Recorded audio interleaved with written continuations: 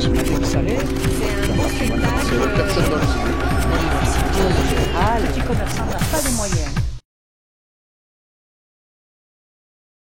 On est complètement paniqués. Il y a des milices qui défoncent les portes des maisons, qui violent, qui tuent, qui saccagent. Vous imaginez ça? Moi, j'imagine ça toutes les 2 secondes. J'ai toujours l'impression que quelqu'un va me défoncer les portes. Armés de battes de baseball et de gourdins, la population s'organise. Pas le temps de se réjouir du départ de Ben Ali. Les Tunisiens se regroupent pour défendre leur quartier. Nous avons cette ruelle-là qui après 5 heures pour le couvre-feu, elle va être fermée. Depuis hier soir, on assiste à vraiment un soulèvement de la population contre cette insécurité, car pour la première fois, des habitants sont sortis dans les rues à chaque croisement avec des armes de fortune, des bâtons, des pierres, des clubs de golf ou encore des battes de baseball pour se défendre. Ils tiennent tous ces croisements dans les petits quartiers comme celui dans lequel je me trouve en ce moment. Ils cherchent à défendre tout ce qu'ils peuvent défendre, leurs biens, contre les pillages, contre les cambriolages aussi. Difficile de savoir de qui il s'agit, mais pour répondre à cette menace, beaucoup de quartiers, presque tous d'ailleurs, ont décidé de se protéger eux-mêmes. On a organisé des comités de quartier, c'est-à-dire que dans chaque quartier, les habitants, les hommes, font des barrages.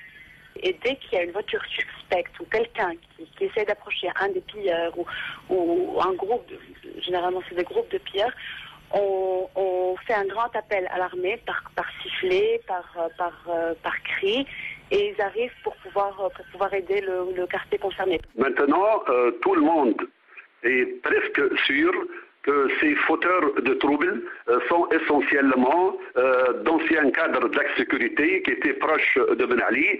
L'objectif, c'est surtout de dire, voilà, nous sommes partis, il y a le chaos, et nous devons venir pour enlever le chaos. Il n'y a qu'à voir les cibles qui sont attaquées. Il y a les prisons de Monastir, de Mahdia. Là, ils profitent de l'occasion pour faire un peu de déstabilisation.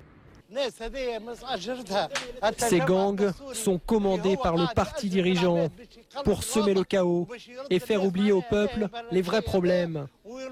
J'appelle le peuple tunisien à s'unir contre ces ennemis de notre nation.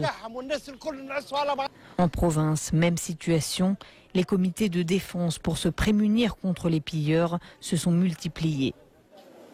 Vous savez, C'est un beau spectacle.